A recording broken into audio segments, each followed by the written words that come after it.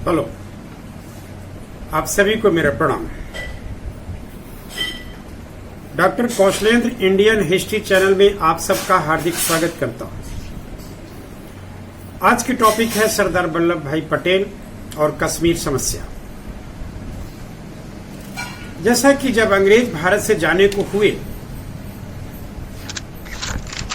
तो लगभग भारत की जितनी रियासतें थी सबके साथ अपनी अपनी शर्तें कि वे या तो पाकिस्तान में चले जाएं या भारत में आ जाएं, और या तो फिर वे स्वतंत्र रूप से। इस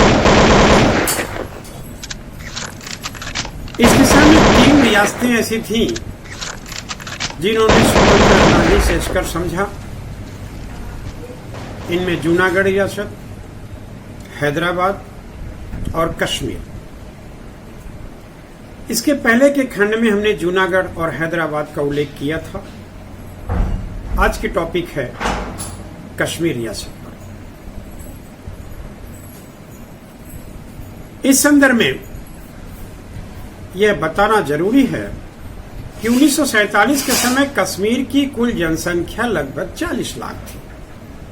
इस 40 लाख के जनसंख्या में 66% मुसलमान थे और कुल 34% हिंदू थे। लेकिन वहां का राजा हिंदू था। नाम था हरि सिंह, जो वर्तमान कर्ण सिंह के पिताजी थे। इन परिस्थितियों में हरि सिंह ने 12 अगस्त 1947 के दिन एक पत्र तैयार किया कि कश्मीर रियासत को यथास्थिति बनाए रखा जाए और हमारी स्थितियां जब तक पूरी तरह से नियंत्रित नहीं हो जाती हमारे नियंत्रण में, तब तक हम कोई भी निर्णय लेने की स्थिति में नहीं है। भारत सरकार ने जहां हरि सिंह के पत्र का सम्मान किया, पाकिस्तान सरकार, चूंकि 12 अगस्त का बात है, पाकिस्तान का जन्म नहीं हुआ था। पाकिस्तान का उदय 14 अगस्त 1947 के दिन हुआ था।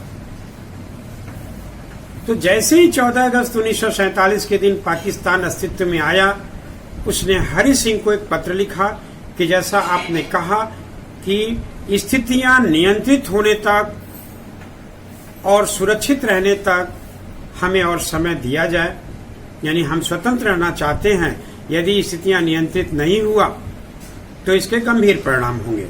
यानी जिस दिन पाकिस्तान का जन्म हुआ उसी दिन से हरि सिंह को धमकियां मिलने लगी।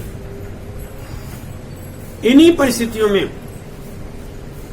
आगे 3 सितंबर 1947 से पाकिस्तान की ओर से कश्मीर पर अनेक प्रहार शुरू हो गए। कबीलाई मुजाहिदों के आक्रमण शुरू हो गए। कुछ बुनियादी चीजों पर रोक लगा दी गई, जिनमें नमक, चीनी, तेल आदि चीज थे, जो पाकिस्तान की तरफ से कश्मीर में पहुंचते थे। यही नहीं बल्कि कश्मीर के सीमा की 725 किलोमीटर के क्षेत्र में आए दिन मुजाहिदों के आक्रमण होते रहे। इस तरह से देखा जाए तो हरि सिंह को शांति से रहने का अधिकार जो दिया गया था उसे पाकिस्तान ने नष्ट कर दिया। सियालकोट से जम्मू तक की रेल सेवा भी पाकिस्तान ने ठप कर दी। इन परिस्थितियों में दबाव में कश्मीर तो था ही, लेकिन अगले महीने में 20 अक्टूबर 1947 के दिन पाकिस्तान के मुजाहिदों ने वहां के रिटायर्ड फौजियों के नेतृत्व में कश्मीर पर आक्रमण कर दिया। समय है 20 अक्टूबर 1947। 24 अक्टूबर 1947 तक वे बारामूला और उरी पर अधिकार कर लिए। स्थितियां भयावह देखते हुए हरि सिंह ने भारत से सुरक्षा की गुहार की और भारत में उस समय प्रधानमंत्री जवाहरलाल नेहरू जी थे और गवर्नर जनरल लॉर्ड माउंटबेटन जी थे। नेहरू जी को इस तरह के युद्ध का और उससे निपटने का कोई विशेष अनुभव नहीं था। उन्होंने इसकी पूरी जिम्मेदारी लॉर्ड माउंटबेटन को सौंप दिया। उस समय रक्षा विभाग का नेतृत्व रक्षा मंत्री तत्कालीन वल्लभ भाई पटेल जी थे, जो इन सब विषम स्थितियों में बहुत ही त्वरित निर्णय लेने के रूप में जाने जाते थे, लौह पुरुष कहलाते थे। वे इससे निपटने की पूरी योजना बना चुके थे। चूंकि प्रधानमंत्री नेहरू के द्वारा एक कमेटी बना करके पूरा अधिकार निर्णय लेने का दे दिया गया लॉर्ड माउंटबेटन जी को, तो बेटन जी ने यह कहा कि हम तब तक भारतीय सेना को कश्मीर में नहीं भेजेंगे जब तक हरि सिंह भारत में विलय होने के लिए हस्ताक्षर नहीं कर देंगे। और ऐसी स्थिति में गवर्नर जनरल लॉर्ड माउंटबेटन ने यह भी कहा कि वो विलय का आधार जनमत संग्रह होगा, लेकिन इतने आसानी से इन विकट परिस्थितियों में जनमत संग्रह कराना संभव नहीं है, इसलिए अभी तो हम कुछ शर्तों के साथ कश्मीर की सुरक्षा करेंगे, लेकिन शांति बहाल होने के बाद जनमत संग्रह के आधार पर ही कश्मीर का विलय करेंगे। यह प्रस्ताव पास हो गया, हरि सिंह के पास भेजा गया। समय है 24 अक्टूबर 1947। हरि सिंह ने तत्काल इसे स्वीकार कर लिया और बीपी मेनन के माध्यम से 26 अक्टूबर 1947 के दिन रातों रात रक्षा मंत्रालय के पास उनके हस्ताक्षर किए गए पत्र को पहुंचा दिया गया। रक्षा मंत्रालय पहले से तैयारी करके बैठा था।